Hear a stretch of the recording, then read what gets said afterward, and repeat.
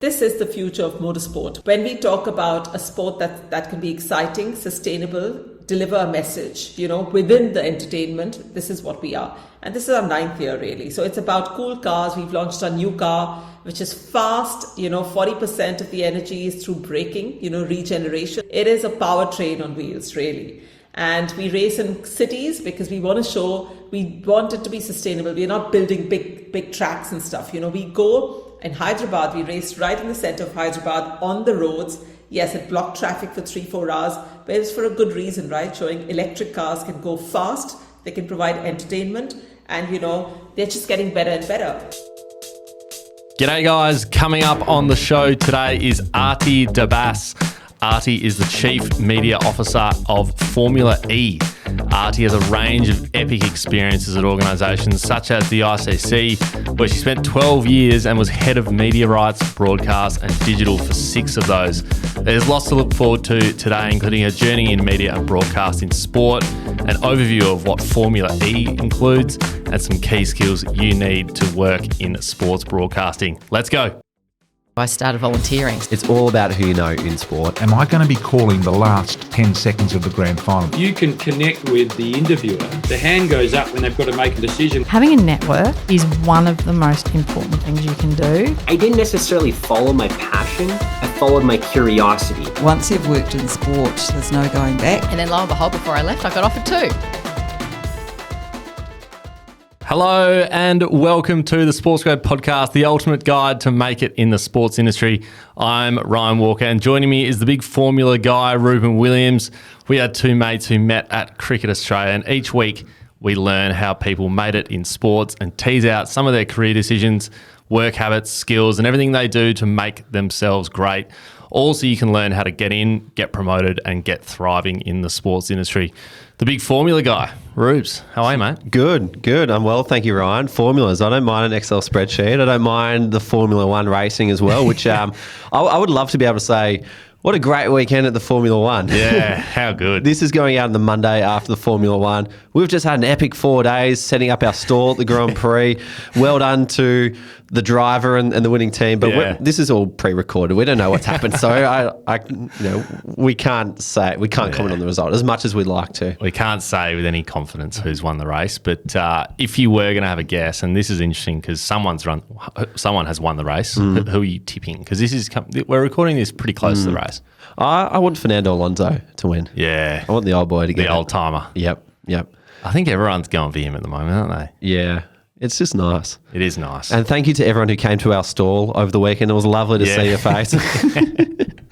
I reckon back in the day, when our podcast was like early days, and we were still, figuring all this out. Recording from the bedroom. Yeah, all that, stuff. Yeah. I reckon we probably did a couple of AFL grand finals and we're like, what a game. Yeah.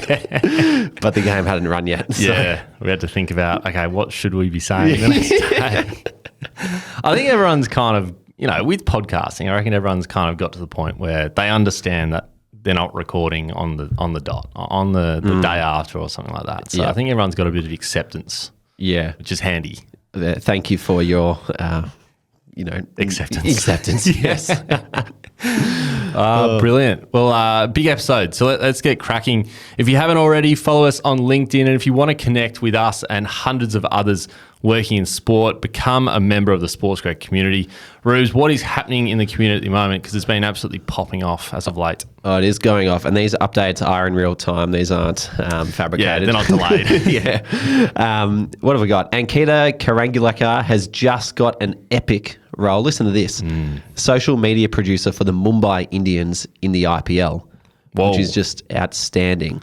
That's almost in the Job Hall of Fame in terms of members who've got jobs. It'd have to be. Who else is there? Nichaila Sharma.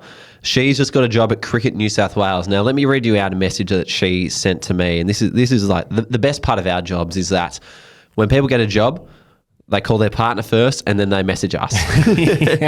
And so this is a message that Nichaila sent to us. Hey Ruben, I remember going to my first networking event last year and wanting to connect with the people at Cricket New South Wales because my goal is to work in grassroots sports when I graduate uni. thanks to the SportsGrad jobs portal, I actually ended up getting a job with them. So thank you very much for your help. Nice. Amazing. Well done to you, Nichela. Well deserved. Glad to see that you've come to the meetups. Cricket New South Wales always have a big presence at the Sydney meetup. Great friend of the show and great friend of the community as well. So, yeah, if you're looking to get an in to Cricket New South Wales, I mean, they're always present. So, yeah. Speaking of people who, call us when they get a new job, Brant Hubber, he called us immediately after he got his job as a partnerships coordinator at the AFL. Well, Brant, you deserve another shout out because you've just been made a permanent fixture of the AFL. So well done to you, Brant. I think he's gone through 3 max term contracts at the AFL. And, it can be pretty anxiety inducing knowing, I'm only on an 8-month contract, or I've already got 12 months and then it's done. It's like, what do I do after that? So for Brant to have that, confidence and stability, knowing he's got a full-time job at the AFL in partnerships is just amazing. So well done to you, Brant. Well deserved. 100%. A few events coming up. We've got Clayton Henderson from the podcast who was on a few weeks ago. He's coming in to chat about how he got his first full-time job. Then we're chatting about grassroots sports and the opportunities you can create for yourself in there. We've then got a job fair, inviting a lot of the organisations who post jobs on our job board to come in.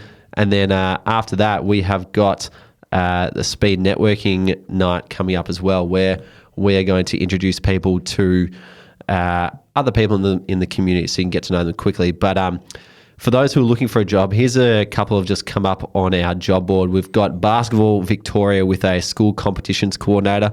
Melbourne Victory have posted a membership team leader role. Urban Rec have just jumped on with a few different roles too. So National Marketing Coordinator, Sports League Manager. And then this is my favourite one, Kojo. Kojo, an outstanding organisation who are involved in event pres. So if you're up in Brisbane, they are looking for a production/admin intern. So a few roles to look out for. And one other I mentioned is that NX Sports, they've just come up on board on the job board, and they've got some event crew for their tour to Brisbane. So anybody who loves large-scale events, road races, whatnot, that is a great sort of taste of the industry. So I definitely recommend getting in touch with them. Amazing. A lot to keep up to date with, a lot of jobs, a lot of podcasts, a lot of wins. If you want to get all that in a nice, tidy little email every Friday, subscribe to our newsletter. Head to sportsgrad.com.au/newsletter, and you won't miss out on a job opportunity, a win, or an event ever if you do so. Amazing. Lots to look forward to. Enjoy this episode with Aarti Dabas. There's a reason Deacon's sports management course attracts the greatest talent the nation has to offer. Because when you join the longest running sports management course in Australia, you'll gain access to unique opportunities with leading clubs and organisations. Their partnerships with the Geelong Footy Club, Deakin Melbourne Boomers and Netball Victoria and multiple elite industry partners will open the door to exciting placement experiences that connect you with the best athletes, managers and administrators in sport. Help shape the future of the sports industry. Secure your part in the golden decade of sport.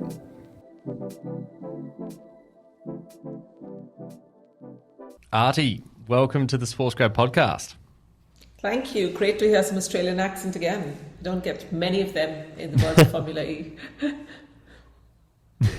I'm glad you enjoy it. Often we get caught out by how strong our accent is. I know that we talk to a lot of international students and we don't think we have much of an accent, but then we get asked to repeat ourselves quite often. So I'm glad you enjoy it at least. No, I like it because it reminds me of the Aussie domination, then India beating Australia in the men's quarterfinal, which was like my favourite all-time event. So, there's a bit of history there. I like the Aussie accent. Amazing. Well, we might get to your favourite sporting moment in a sec, but to kick things off, I wanted to ask about a time when you weren't working. Now, our podcast is all about working, but I believe after doing a bit of scrolling through your LinkedIn, there's a 5-month period in your life between, I think, Jan 2020 to May 2020 when you decided to resign from 12 years at the ICC and take a bit of a sabbatical, reassess things, even practice yoga, if I'm not mistaken. And then all of a sudden COVID hits and all of a sudden, jobs in sport are extremely hard to come by. And I would just love to know, to start things off, like what was that period like for you? Was there any thought of, oh my God, what have I done now that's harder than ever to get the job? Were you still happy with that? What was that period like? I mean, it wasn't planned.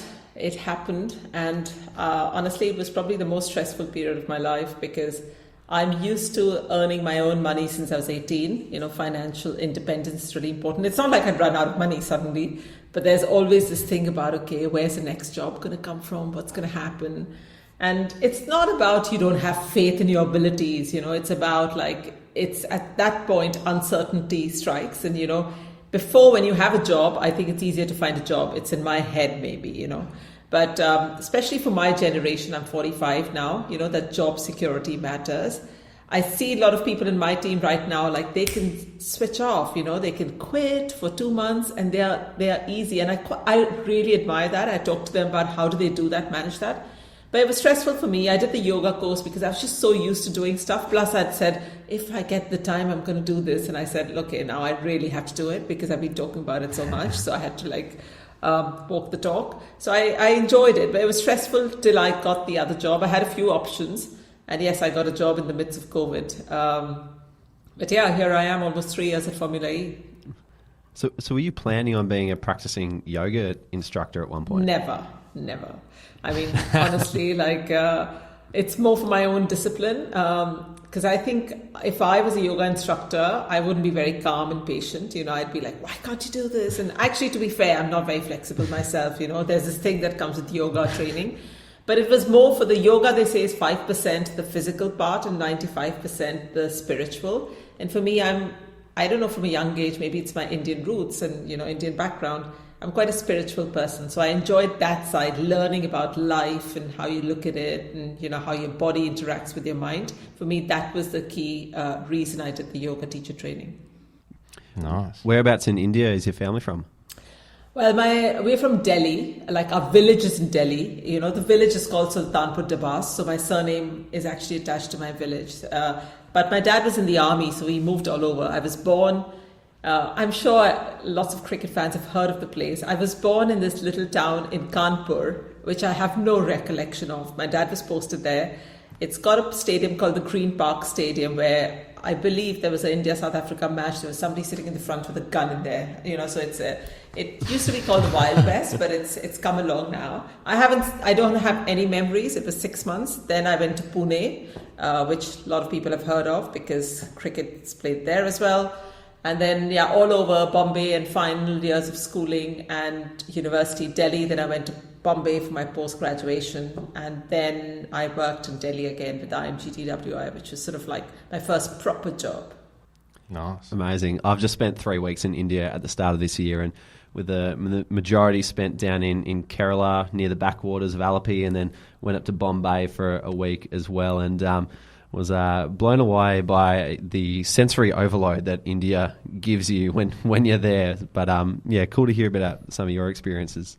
No, I mean, I went back. Now we had a race in Hyderabad. I went back to India after 3.5 years, and I realized how much I'd missed it. Just the energy and the chaos. It energizes you and it makes you want to do things. When in life, it's not like things are very comfortable now. I miss my old days. I was talking to my mum. Somebody sent me there's a program on Netflix right now, Corruption or something or whatever, which is about the story. And somebody sent me a clip of me sitting over there back as a journalist at the back of the room, It is, and I actually just went and watched that, and I remember that press conference, Kapil Dev's press conference, where he was feisty. It was in 2000. And I was just thinking, where has time gone? I really enjoyed those days, journalists presenting sports coverage, producing sports coverage. And now I'm on the sort of not the boring side, but, you deal with people problems every day, budgeting issues. No, it's been quite a journey, and I don't regret any bit of it, actually, when I was thinking about it yesterday. Oh, brilliant. Aarti, we usually start our episodes with some quick-fire questions so that our audience can get to know you a little better. So I might start off, and I think you might have mentioned it there, but tell us about that your first full-time job. Sorry, your first ever job. Let's go right back. My first ever job was actually, I was in India. Basically, you don't know where you'll get a job, right? So I was doing my graduation in journalism, but I was doing this hardware computing course at the same time, and I had those classes in the morning, journalism. And then after my second year, I think it was just after my second year, it's a 3-year graduation course, I started working with Indian Express, this newspaper in India. And I went and met the editor, and he was like, what do you want to do? I said, work on sports. He's like, why? He's like, you're not going to get any bylines, like, it's like cricket's gone, whatever. I said, I just want to work. So I used to go and cover these satellite tennis tournaments all over Delhi. I've covered chess, I've covered boxing. Once, basically, I turned up at work at 9 a.m. and I had to change 2 buses, public transport, to get there. It was like an hour and a half away, and it was like in the middle of summer, And whoever's used public transport in Delhi will let you know it's not a very pleasant experience. They're crowded buses, lots of men all around. So I caught the train in Mumbai, and it was like going to a theme park. You're on a roller coaster. You're trying to bustle for positions, and it was amazing. Everyone should try it once, I think. Yeah. So I think that's what taught me how to be feisty in life. It helped me in my sports career, generally working with men. But I landed up one morning, and they're like, oh, there is this mortuary. Can you go over there and cover? There's like dead bodies strewn around, and there's not proper. And I'm like, but I'm a sports reporter. They're like, you're just a reporter. And that's how I got my first byline. It wasn't sports. It was basically how the administration had failed in their work. And I went to this place. There was stench. I probably threw up after that, with this photographer. But I got my first byline in the local Delhi paper. I mean, they had a local edition, front page, bottom. And I was like, wow. And then I used to just write side stories. In India, as a sports reporter, you don't get cricket if you haven't worked for years and years and years. But, I did a lot of tennis, as I said, wrestling, sometimes hockey, boxing, just writing side stories about, and they used to pay me like 100 rupees a column or something like that. But it was cool. It was cool. It was a grind. When I look back at it, I'm like, how did I do it? But it was good fun. Amazing. Well, you answered my next quickfire question, which was, what did you study at uni? So what's your favourite sporting moment? My favourite sporting moment, I just realised you said quickfire, and I'm taking like 10 minutes to answer a question. But I actually have 3, but can I say 3 of them? Can I? It's all cricket. Yeah, sure. Go for it. It's like my first tournament at the ICC, when I joined the ICC June 2007, was the first T20 World Cup, and everybody had written it off, like the Indian BCC had written it off, saying, what is this? We'd rather play T10 cricket. And guess what? India won. Yuvraj 6 sixes. You see that at the back? Those are like the photos. That's of each of Yuvraj's 6. And he's a good mate of mine now. So it's like, at the ICC, you're told to choose your favorite moment, and they actually put in a photograph. So when I was there, this was mine. It was on the wall, and they gave it to me when I left. So it was quite cool. It was that one, that's and that's gift. What, to be fair, that event is why IPL was born. So it was actually, it was quite a mark. If India hadn't won, I don't know what would have happened. Second was in my home country, witnessing the 2011 World Cup, Men's World Cup win. That was quite special. Just going through each of the matches with India and just seeing where it got to. And I knew a lot of the players, so I felt like I was part of it, although I did nothing apart from run the ICC side. But it just felt like, it was my victory. And the final one was, women's cricket is very close to my heart. I worked a lot internally within the ICC with member boards to drive it forward, more coverage, DRS introduced, more matches on TV.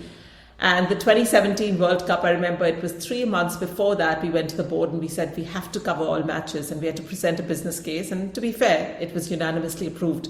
So we got 3 months ago, it was 10 matches, and then it suddenly changed to all matches. And that World Cup was historical because you had Lords full, and MCC had told us no way it's going to be full. So there were a lot of challenges we overcame, and I think for me that was a turning point for women's cricket in general.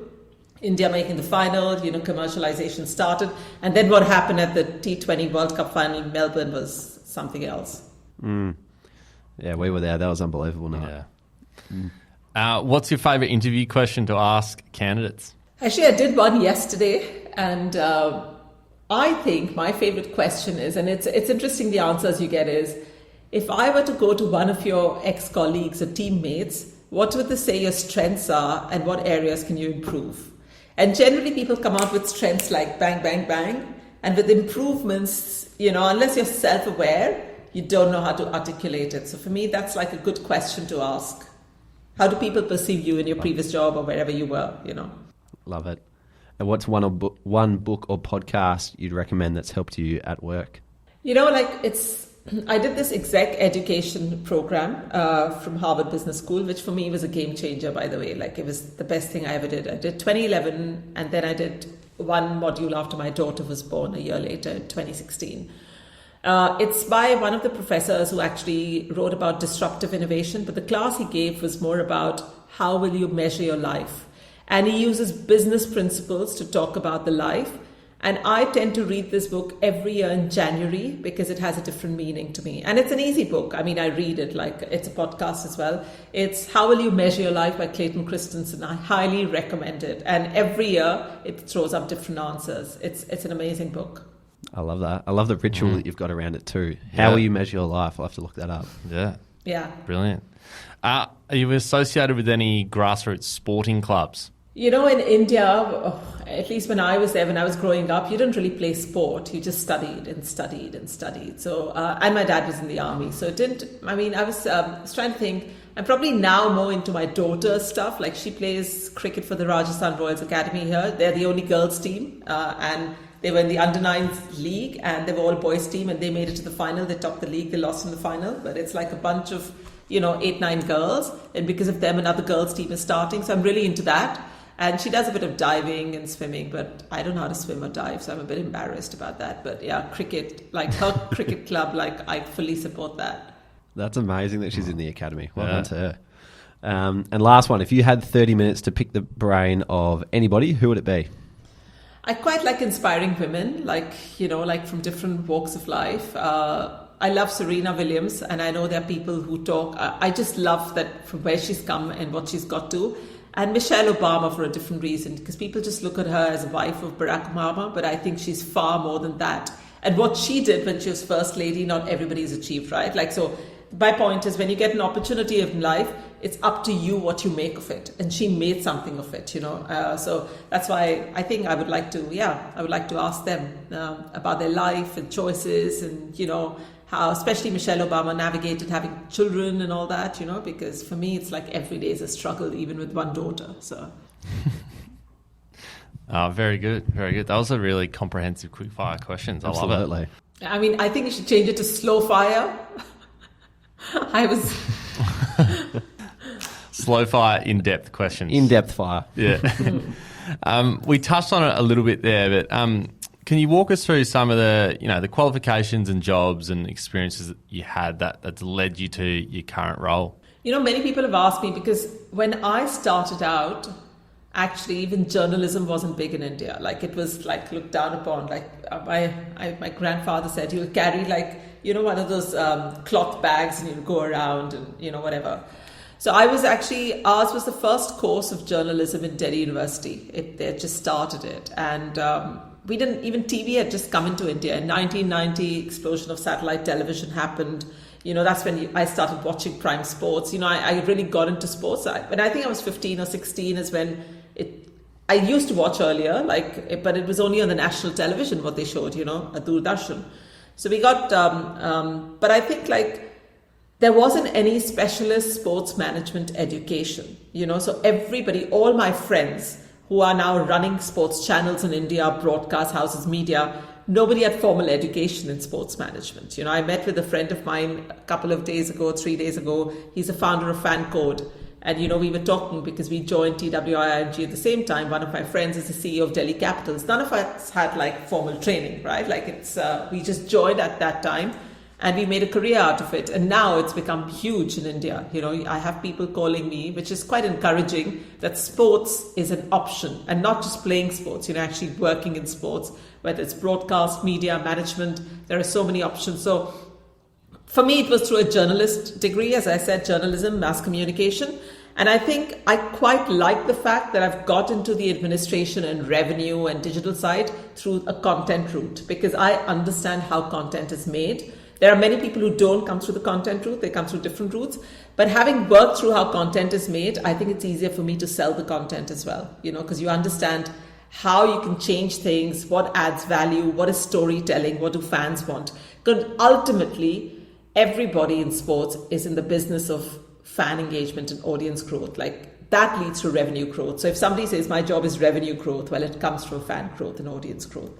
So you've got to get those things right, and those things happen when you create engaging stories and content, which is why Netflix has been popular, which is why the Amazon series have been popular, or even TikTok or short form. It is all about the content you create that drives value, audience, revenue eventually. Awesome. So tell us a bit about Formula E for people who've never heard of it before and don't know how it operates and or what goes on. Introduce us to Formula E and what that's like. Yeah, can you imagine going from cricket to motorsport? It was like a 360. Yeah. And especially for me, I'm quite an outsider because motorsport in India is not big at all. Like we've had a couple of races, and it's more, I would say, Australia. You've got supercars, so it's, I guess in Australia there's a market. We have a broadcaster there anyways, in Nine and Stan. But I think for me, Formula E was not just a motorsport for me. It was what Formula E stands for. It was built on a purpose. The sport was built on a purpose, which is sustainability. And we talk about climate change and sustainability and why that's important. So this is the future of motorsport, whether people I like watching Formula One occasionally, don't get me wrong. But when we talk about a sport that can be exciting, sustainable, deliver a message, within the entertainment, this is what we are. And this is our 9th year really. So it's about cool cars. We've launched a new car, which is fast, 40% of the energy is through braking, regeneration. Like it is a powertrain on wheels really. And we race in cities because we want it to be sustainable. We're not building big tracks and stuff. We go in Hyderabad, we raced right in the center of Hyderabad on the roads. Yes, it blocked traffic for 3-4 hours, but it's for a good reason, right? Showing electric cars can go fast, they can provide entertainment, and they're just getting better and better. So the other thing is, sustainability is not about just environment, like it's about leaving better futures. And for me, especially since I've had my daughter, I think about what impact or what world will I leave for her. So I think this job, I've taken her to a few races, by the way. She's now a Formula E fan. She loves it. She knows the cars and the tracks and drivers, which is quite cool. But she did ask me, Mum, why aren't women racing? So that's the next thing. And, we have discussed internally at some point, like that has to happen, right? Like it's a given. And I think if there's one sport, and I know there's talk about G-force and stuff, if there's one sport where the same technology can be given to, same platform, I think it's motorsport, right? Exactly the same platform, and let's see how they fare. The fact is they haven't had enough practice. This is what happens.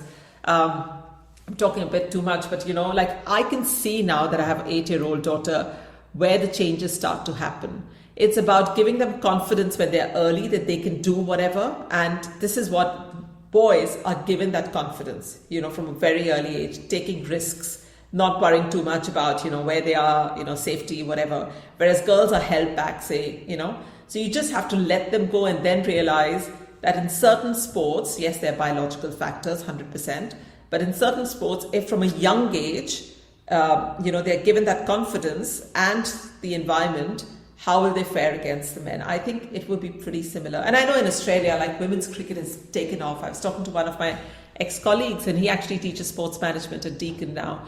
And he was telling me how, women's cricket is huge. And this started not now. Cricket Australia started this work, in 2005, I remember, or something, so it's taken years to get here.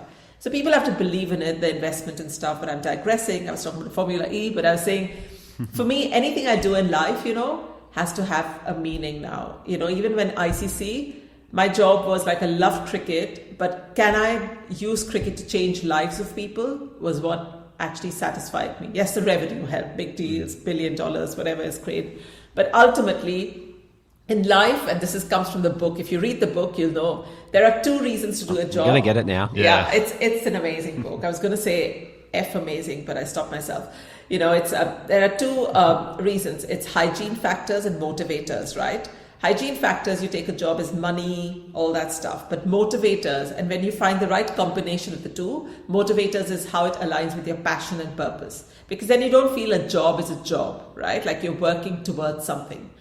And I think for me, it's really important. I'm really incredibly lucky with the opportunities I've got that I work in sport, because I've had friends who are accountants, bankers, who earn far more than I do.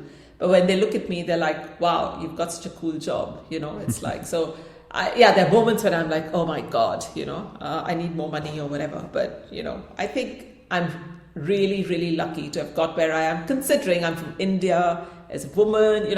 Sometimes I pinch myself that how did I get here? That's amazing.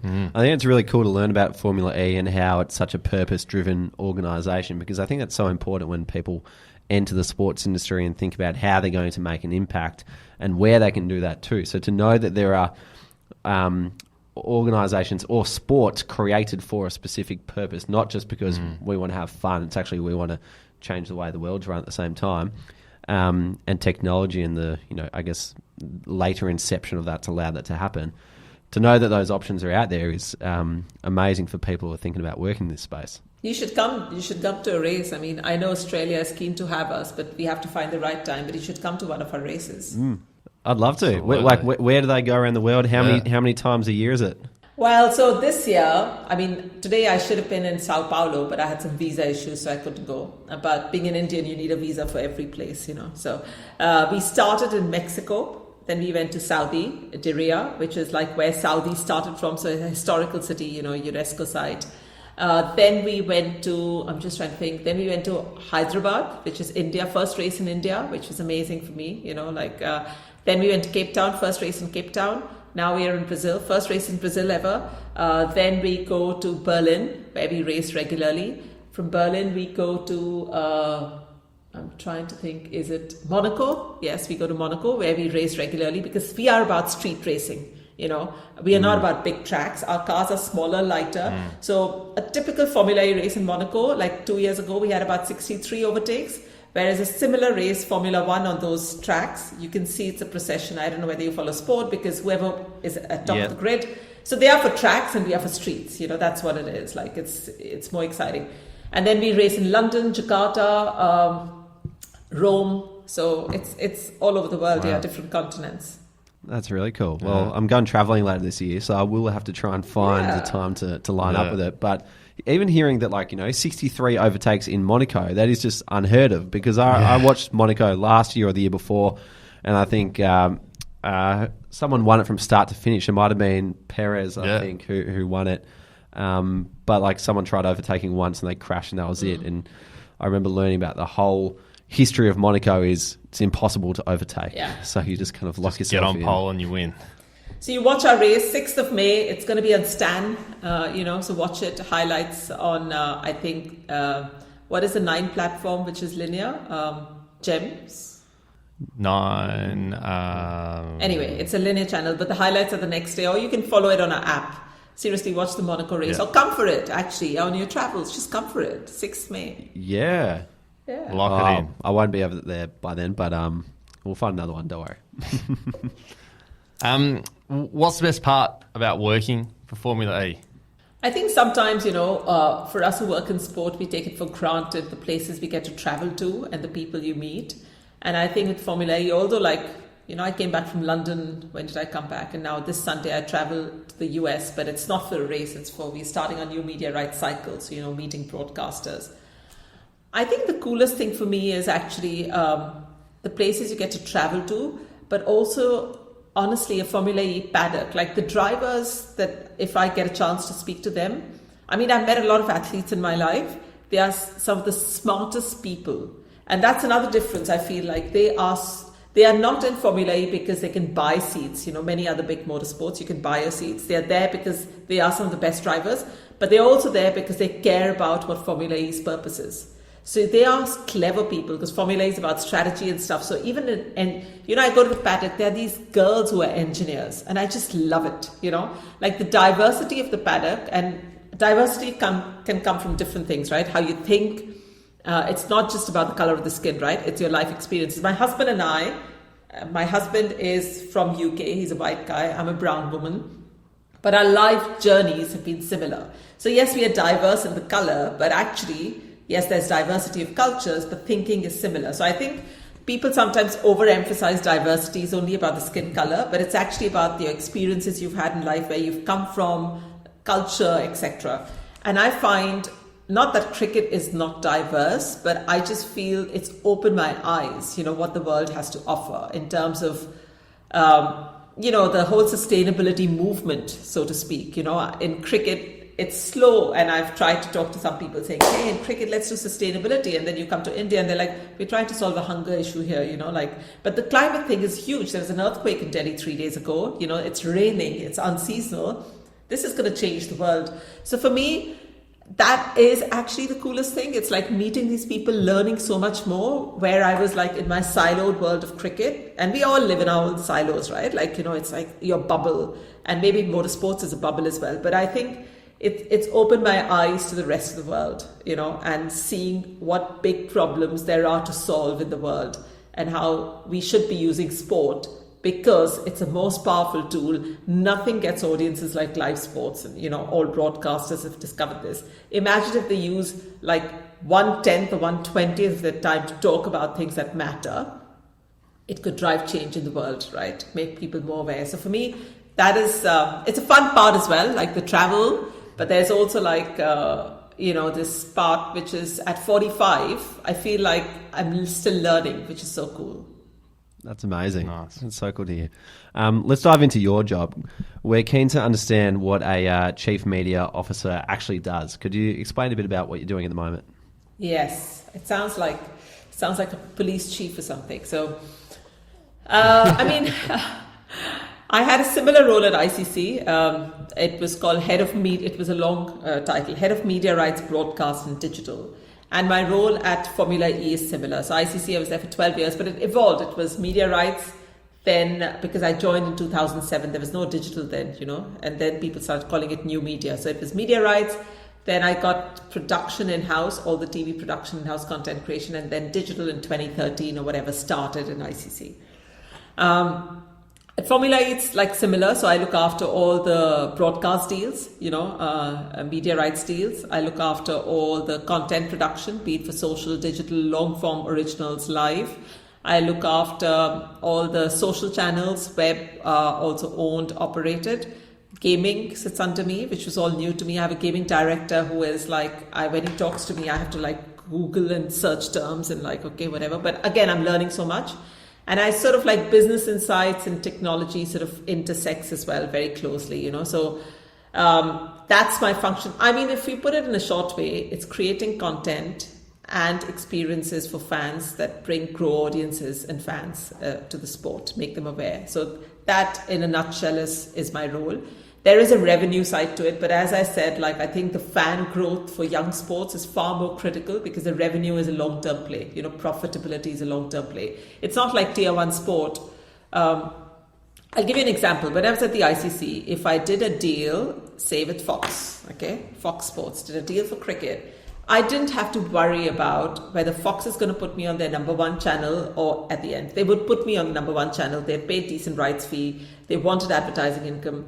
In Formula E, when I go and talk to them, I have to not force, it has to be contractual. You are going to put us on at this time because we are not a tier one sport, right? So there are different challenges. And honestly, I'm enjoying it because I think in tier one sports, where I say football, cricket, whatever, sometimes you could be a bit lazy because you don't have to work that hard because you have this huge fan base that you can, and people, look, all sports talk about we want to attract younger audiences, new markets, but hand on heart, how many of them are actually doing that? Actually growing the sport, taking the sport to new places. In Formula E, we have no choice. We are a profit-led organization, not like ICC, which was not for profit, or FIFA, not for profit, right? So we have to actually work harder to actually deliver to our investors. And, that means growing more fans, audiences, finding the markets, finding the fans. It's basically building a fan base from scratch. And older sports like cricket or even Formula One, which is 73 years old, don't have that problem. They have that existing fan base. They just have to build on it. But it's not like creating a whole new thing. So I compare it to women's cricket a lot because I think it's in the same genre as motorsport. Women's cricket was in the same genre as cricket. And I remember when we started talking and, women's committee, there used to be Belinda Clark and Claire Connor and all, we used to all say that let's not try to copy what men's cricket did. You almost have to position it as a different product, for fans to be attracted. Yes, there will be an overlap between fans, But if you try to copy, you are actually doing a really bad job for the sport, because it has more to offer than just being another version of men's cricket. It has to be positioned as its own identity. So I somehow hate this comparison. For example, is it really important at the start? I remember I used to tell my TV guys to put bowler speeds, because then instantly that's a point of comparison, right? Like, focus on the skills and things that women cricketers. I just remember this great moment. It was the 2016 T20 or 2014 in Bangladesh. India had lost to Sri Lanka. And I remember going for breakfast, and Virat was there. And I've known Virat since he was under 19. And there was the England women's team sitting over there. And he went up to the keeper and he said, there was this shot that you play. I just want to learn this from you, because I've never seen it men's cricket. Like, I wish I had some camera to get that capture. So what I'm saying is, women's cricket is different. Similarly, Formula E is different to Formula One. If we try to actually compare and try to build a sport that's competing, it doesn't make sense. It's not a zero-sum game. Fans can be Formula One fans, Formula E fans can be men's cricket, women's cricket. So I think it's really important that, when people start thinking about this, they think about it not in a way that's lazy, let's just create a replica, positioning it as different products. Sorry, again, I digressed a lot. No, that was good. You need to bring me back, right? Like, that's your job, saying, stop it, come back. No, it's been fascinating just listening to you to talk. Totally. This is all awesome, by the way. But so when you're looking at being a chief media officer, and you're trying to set the department goals and lead in the direction, what are those at the moment? What are the goals for your department? I think the biggest one, as I said, is audience growth. And I say audience versus fan, because audience is known fans, I would say, because, and fans is could be new fans, etc. We have an amazing business insights team. I've never seen a team like that in sports, or at least in cricket. And they work, there's a lot of research that goes into it about, so we typically have motorsports fans that follow us, but we have a large number that identify themselves as Formula E fans but are not motorsports fans. For me, that group is really exciting. We generally have younger fans and more. So I think the goals for the department are create really cool content that resonates with the fans, and just smash it out of the park. Whatever, try new things. We are a young sport. We are not bound by the shackles of traditional sports, So we can try new things. And I always tell, just try. It doesn't matter if it fails, we'll move on. It's not like we have millions and millions of fans to lose. Yes, we have about 187 million fans and whatever, but people come to us also because we are the cool sport, and we have to actually talk to the younger audience, right? We have to talk to the younger audience. I don't care if an 80-year-old guy who's a motorsport fan says, I don't like Formula E because the cars are not making sound. That's not the target audience. I can't cater for everybody. And this is where sometimes sports go wrong. They have to be true to their purpose. You have to be authentic to your messaging. Your brand has to speak to the audience you're targeting. You can't try to be a sport for all. I mean, maybe football can, right? It's generational. Maybe cricket at times can. But I think when you're launching a product, you have to be very specific about your target audience and where you want to go. So that's the thing. Try things, but move fast. I think, you just have to move fast in Formula E. You can't sit still. You just have to try new things. There's a lot of pressure, profitability pressure, fan growth pressure. And it's a fun place to work. It's amazing. Just on the profitability side, because it's really interesting hearing how you guys are a private sport with investors that have created this sport. Out of interest, how much investment went into creating Formula E, and how does that different structuring change things for you? Yeah, I mean, I won't talk about the numbers because I'm not sure, my paycheck allows me. It's probably talking about whatever. But basically, we have this guy who's the founder of Formula E. If you research him, Alejandro Agag, he's like a visionary, right? He started Formula E, and the story goes, I can send you a clip, BBC did a series on us, and it was basically at the back of a napkin in this restaurant in Paris with the then FIA president, Jean Todt, and he signed the license for 25-year license for a single-seater electric World Series, right? And that's how it started. And I've heard stories how there were times when they couldn't pay suppliers within 3 years. They were like literally in a race. I don't know whether it was LA or China somewhere, where it was like they didn't know, and suddenly investment came in from Liberty and Discovery. Some of our lead shareholders are Liberty Global, not Liberty Media. Liberty Media own Formula One, so like same parent company, but we are Liberty Global, and we have Warner Brothers Discovery as our lead shareholders. Two big media giants, their own thing. And they came in because they saw potential, and it's grown a lot since then. I think they came in year 3 and we are in year 9 now. But I just think the investment required is also like a vision, and you have to believe, like it's a startup. We are a startup, which is why I say you can't just sit pretty, and you need people who are equally fired up as you are. And you guys would know this, right? Like you've set up your own thing. It is a lot of hard work. So you need people, not employees. You need people who buy into that vision and are finding ways to do it. Like I may go to the US at the end of this week and say, I may look at traditional broadcasters, and at the end of it, maybe they're paying money, but maybe the route to growing fans is through another broadcaster where money doesn't come in, but actually promises something in the longer term. So, but as a traditional sport, you would still chase the traditional broadcaster because that's how you're set up. You're set up to bring in revenue all the time. So I just think to answer your question, how do you get investors into it? I think our founder was so good at selling the dream of Formula E, the purpose. The purpose was such an important thing. So, our sport is very different to other sport in the sense most traditional sports have media rights revenues as the biggest spot. We have partnership revenues as the biggest spot.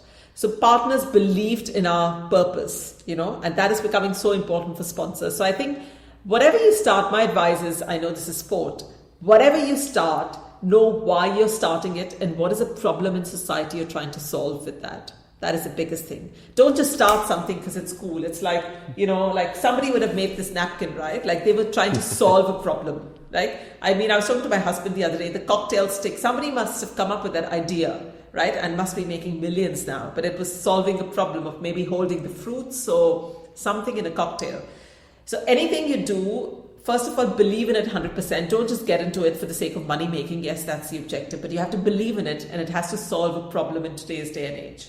Otherwise, I don't know how you sort of grow and scale a business without that purpose. A lot of the steps that you were detailing then sound exactly like what we've been through in trying to start this business. So it's really interesting comparing how the fundamentals are the same, but the scale is wildly different. Oh, great. I also think about I'm 45.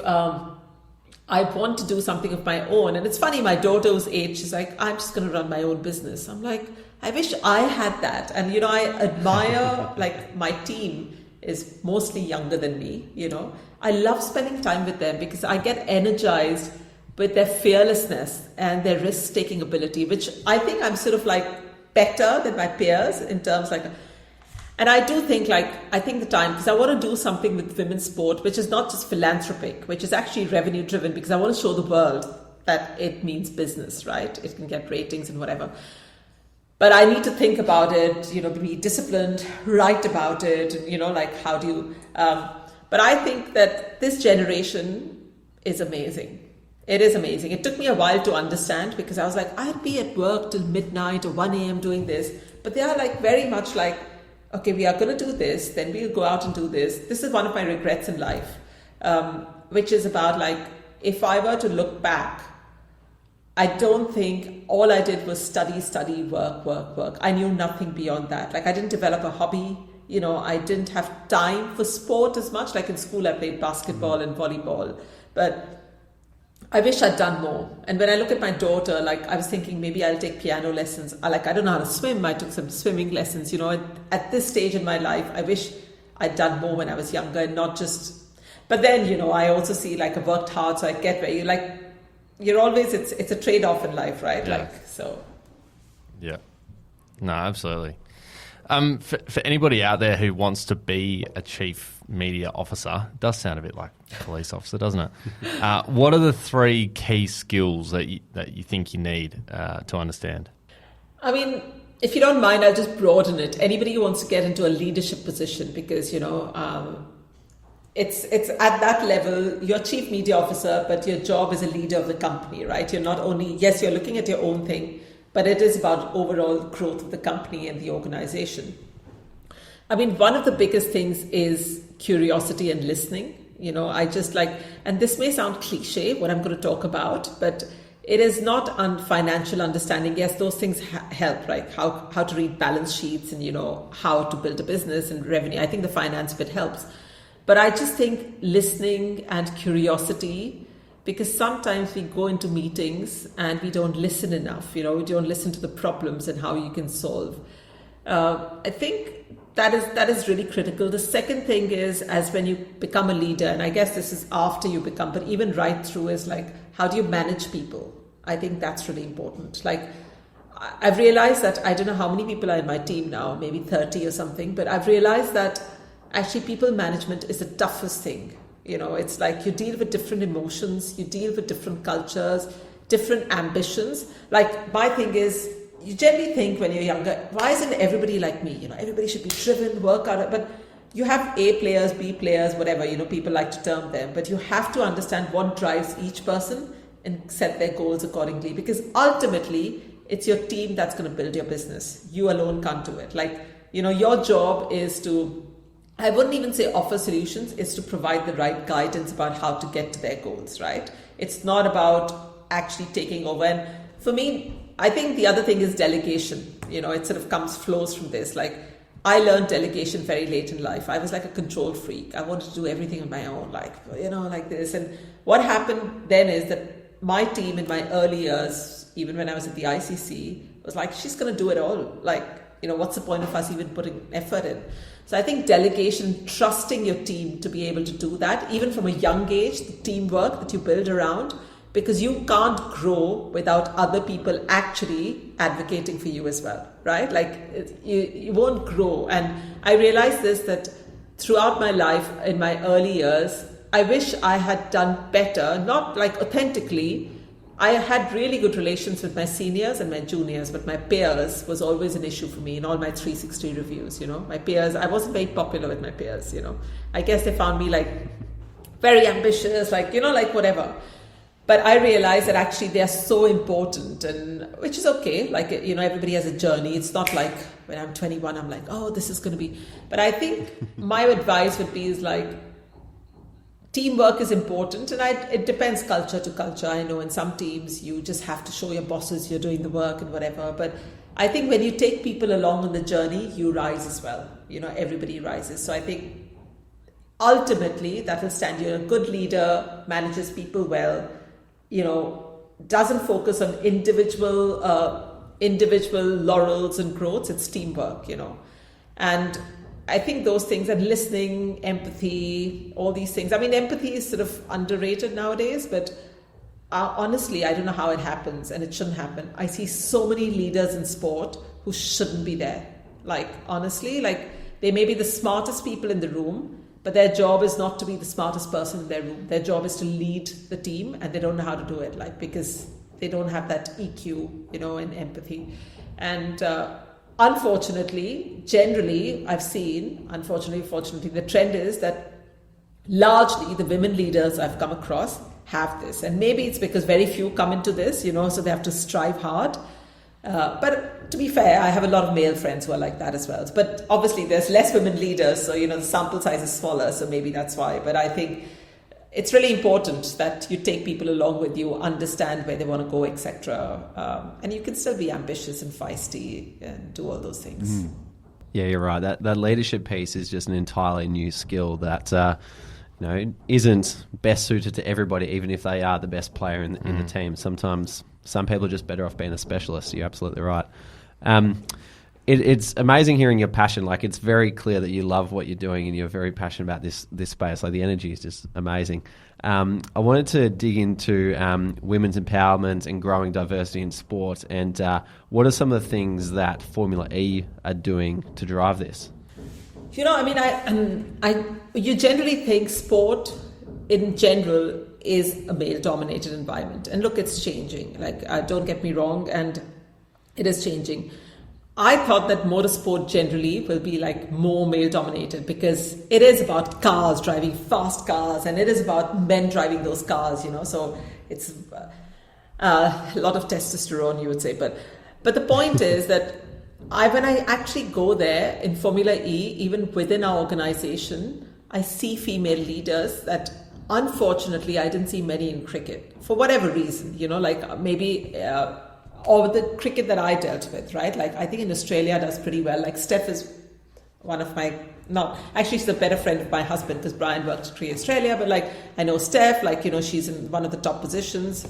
But I think generally I didn't find that level at the senior level. There were a lot of women. So if you did a split 50-50, but there would be PAs, there would be and I'm saying there's nothing wrong with that, administrative staff, but the split wasn't right. In Formula E, like our sustainability director, which is a huge role, she's a woman. Our sporting director now, or senior sporting, she is a woman, like she's running the races, right? Like critical position. And I just feel like consciously you have to make an effort to first of all hire. I'm not saying you should hire the best people, by the way. This is not about a quota system, right? But then you have to make policies, and those policies have to be implemented in such a way you retain women as well. I spoke earlier this morning to one of my colleagues from 22 years ago. She's gone into education. We were 5 or 6 women covering sports. I'm the only one left now. They've all married, stopped working. Somebody's gone into something. It was too hard to continue because there weren't policies or support systems. Because I think nowadays recruitment is still a problem, but I think the bigger problem is the drop-off, the retention of women, and I think that organizations, rather than just write policy, 6 months maternity policy, I'm sorry, it doesn't work. Are you actually enabling that person to take that 6 months off and come back to work in the same? Like ICC was 45, went up to 3 months by the time, but I came back at 2 months. Because I'm not saying there was anything wrong. They never had this point where at a leadership position a woman was, she'd gone on maternity. It was bang in the middle of the World Cup. Like, I didn't really enjoy being a mother, to be fair, the first year, because I was just like working nonstop. There was nothing and it was probably a bit my character as well. I just wanted to get back into it.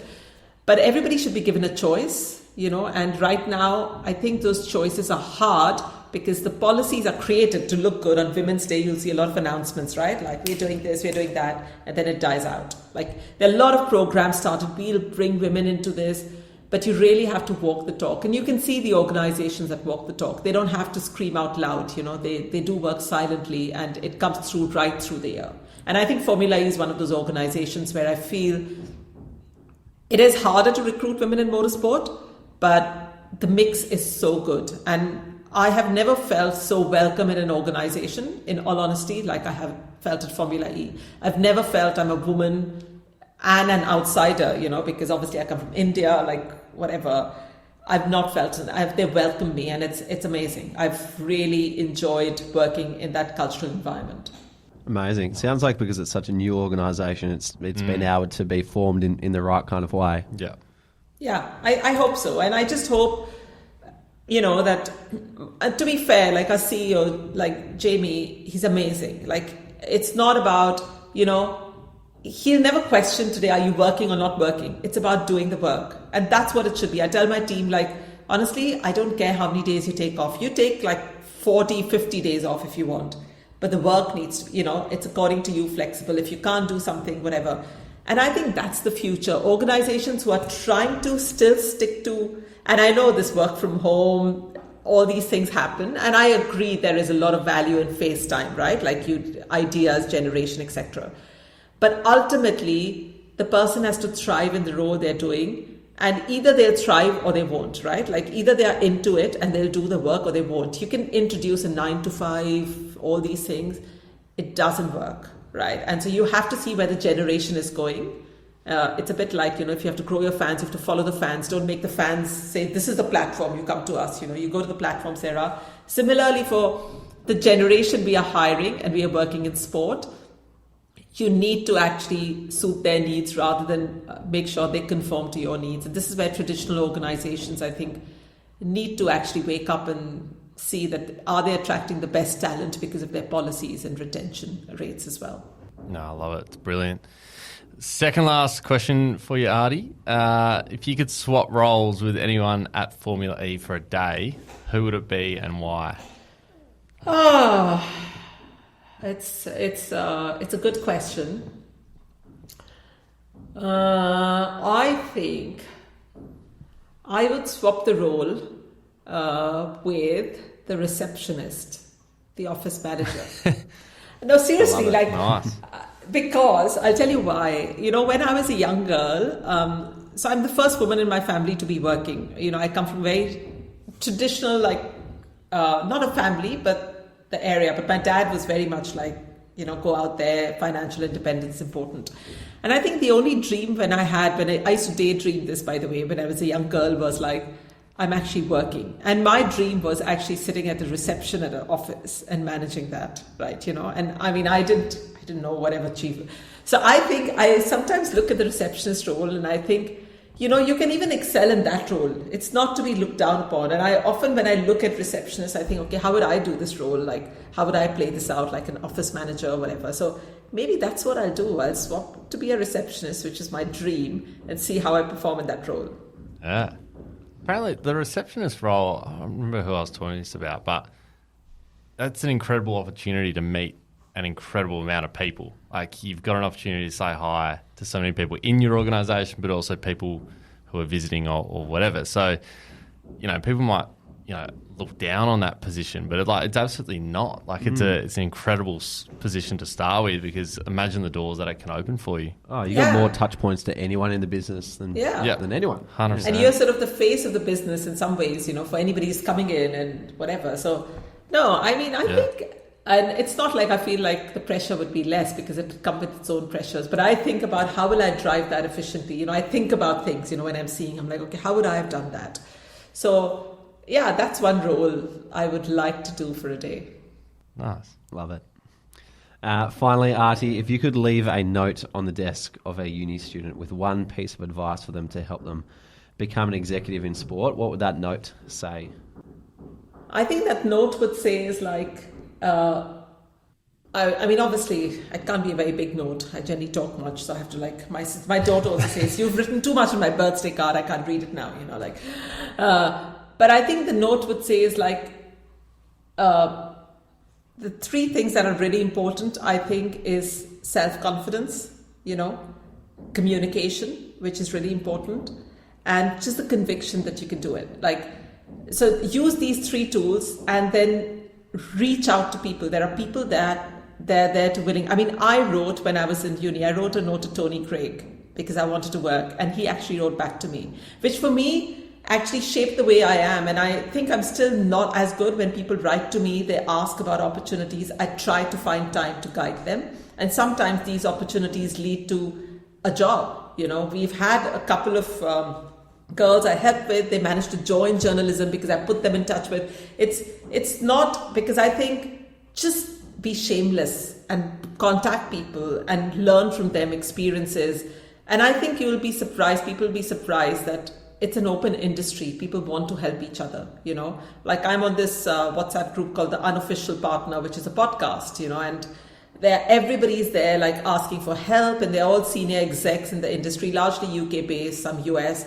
But, you know, they're running diversity programs, etc. But I think if you have the confidence, you know, self-confidence, the conviction that, you know, this is what you want to do, and then you communicate well, then you can get anywhere in life. So I'm saying the 3 C's because I think it's easy to remember things like this, you know, the 3 C's and like 3 A's or 3 B's. So I've just come up with 3 C's now. Nice. An Aarti original. Yeah, I love that. Well, Aarti, it's been absolutely amazing speaking to you today, and I think there's so much to take away from what you've said, and we love the depth that you've gone into as well. It's absolutely amazing hearing all about Formula E, but also your journey from living in India to now in Dubai, absolutely killing it. So we really appreciate your time, and good luck for the rest of the Formula E season. And you might see Rubes at a race later this year. We'll have to send him out on a little mission just to see what it's all about over there. 100%. I can line up some podcasts for you. We've got some amazing people with amazing stories. So, 100%. Yeah. Oh, if we can do them in person, even better. So I'll try and dig up the schedule. Okay. The roaming podcast. Brilliant. No, I really enjoyed this because it was a conversation and it wasn't like, one of those podcasts where I have to like prepare a lot. I did prepare. Well, it's just your own life, so it should all be inside there. Yeah. Thanks, guys. Absolutely loved it. Keep doing what you do. It's been great.